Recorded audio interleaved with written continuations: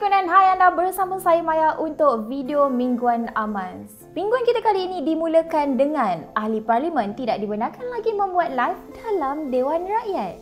Yang di-Pendua Dewan Rakyat, Tan Sri Johari Abdul berkata, ketepatan ini dibuat mengikut Peraturan Mesyuarat 35/1 yang mana Ahli Parlimen perlu mengarahkan sebarang ucapan kepada pengurus mesyuarat dan bukannya memandang pada peranti yang dipasang. Menyifatkan situasi yang berlaku sebagai tidak bagus, hal tersebut juga menyebab berlakunya beberapa gangguan pada urusan. Lebih-lebih lagi apabila Ahli Parlimen berinteraksi dengan audiens ketika live, perhatian mereka itu bukanlah lagi pada sidang Dewan. Justru itu, setiap persidangan Dewan Rakyat boleh ditonton melalui YouTube rasmi Parlimen Malaysia atau Radio Television Malaysia iaitu RTM. Berita seterusnya mengenai DNB, Telekom Malaysia dan ZTE mengumumkan kerjasama strategik untuk memperlihatkan ujian 5G pertama di dunia dengan pemindahan data mencapai 28GB per second. Melaluinya, ia menggunakan infrastruktur rangkaian dan kepakaran digital TM serta teknologi mmWave terkini dan teknologi chipset inovatif oleh ZTE. Langkah tersebut juga dijangka mampu memposisikan Malaysia sebagai peneraju dalam teknologi mmWave. Pihak DNB turut menyatakan penggunaan spektrum mmWave di bawah mereka membolehkan ia memberikan pengalaman 5.5G serta menjadi asas kepada 6G kelak. Penggunaan spektrum DNB bersama-sama teknologi TM ini juga turut membuka pelbagai peluang dalam arena perusahaan, terutamanya pembangunan rangkaian peribadi 5G untuk industri seperti yang dilakukan Petronas baru-baru ini. Bercakap mengenai BlackBerry, siapa saja yang tak kenal dengan pengeluar telefon pintar yang satu ini kan? Baru-baru ini, pihak BlackBerry telah menyatakan hasrat untuk menyokong pertumbuhan ekonomi negara menerusi kerjasama dengan Malaysia.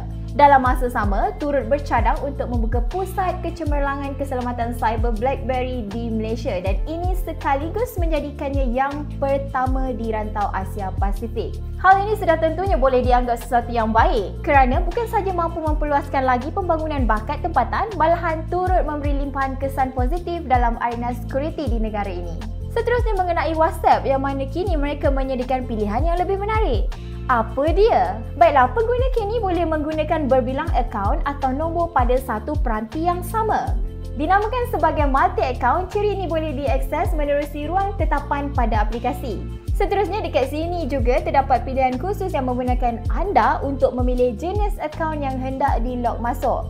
Klik saja pada tambah akaun, kemudian masukkan nombor telefon serta lakukan pengesahan seperti biasa. Sebalik saja semua proses ni selesai, anda boleh bertukar di antara akaun yang dimahukan dengan mudah dengan hanya tap pada gambar profil. Pada minggu yang sama juga kita ada melihat Oppo hadir dengan 3 produk baru. 2 daripadanya adalah telefon boleh lipat iaitu Find and Tree dan juga Find and Tree Flip, yang mana kedua-duanya dilihat menarik yang bukan sahaja memfokus kepada aspek prestasi tapi juga sistem kamera yang dipertingkatkan menerusi teknologi Hasselblad. Harganya di Malaysia adalah bermula RM4,399 untuk Find and Tree Flip dan meningkat kepada RM7,999 pula untuk Oppo Find and Tree. Pada masa sama, Oppo juga telah mengemaskini segmen tablet mereka menerusi Oppo Pad 2 dengan chip Dimensity 9000 yang juga menjadi model kesinambungan untuk Oppo Pad sebelum ini. Anda yang berminat, anda boleh dapatkannya pada harga RM2,599 sebuah. Berita seterusnya mengenai siri AMD Ryzen Threadripper 7000 yang kini kembali ke pasaran desktop berprestasi tinggi yang mana kali ini ia menawarkan prestasi luar biasa untuk pengguna profesional dan juga kreatif. Ia dibina menggunakan teknologi Zen 4 yang kini menampilkan 3 model berkuasa sehingga 64 teras dan 128 benang untuk tahap prestasi dan kecekapan kuasa yang luar biasa. Selain itu, sokongan memori 4 saluran juga disertakan yang boleh menampung sebanyak 1TB memori DDR5 dengan kelajuan 5200 MB transfer per second. Di samping itu, terdapat juga 48 lorong PCIe Gen 5 dengan jumlah 88 lorong PCIe secara keseluruhannya pula untuk pengalaman lebih baik. Kita teruskan lagi berita mengenai Intel yang telah melancarkan barisan CPU baharu Raptor Lake Refresh secara rasmi. Ia boleh dilihat sebagai siri CPU paling berkuasa khususnya melalui model paling berkuasa Intel Core i9-14900K. Fokus kali ini nampaknya lebih kepada peningkatan IPC yang memberi banyak manfaat khususnya pada prestasi gaming. Secara khususnya di sini dia menampilkan 24 teras fizikal dan 32 berbenang kuasa dengan kelajuan turbo clock. Kemudiannya turut memperlihatkan kebolehan dewa jam asas 6 GHz dan sistem penyejukan yang lebih baik. Dari segi sokongan teknologi baru pun, ia juga menyokong Wi-Fi 7 dan juga Thunderbolt 5. Berita baik buat semua apabila kerajaan kini mengumumkan yang mana inisiatif e-Tunai akan mula diagihkan bermula Disember 2023. Setiap rakyat Malaysia yang layak akan menerima kredit e-Tunai sebanyak RM100 melalui dompet digital terpilih. Untuk layak menerima e-Tunai ini, anda mestilah berpendapatan RM100,000 atau kurang setiap tahun.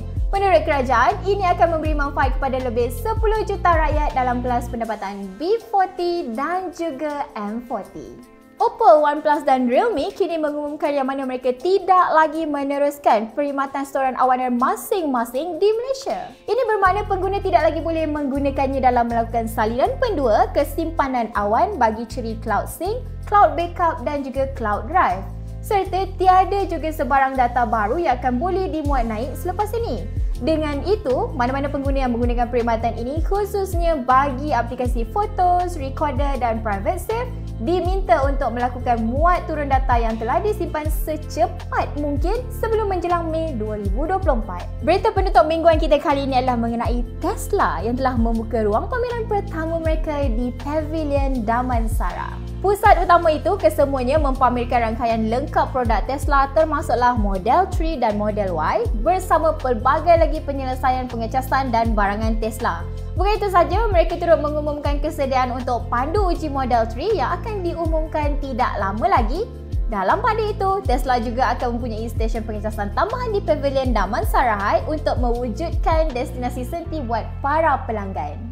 Baiklah, sekian daripada saya Maya untuk video mingguan kali ini. Kita berjumpa dalam video yang seterusnya. Jangan lupa like, share, komen dan subscribe. Bye!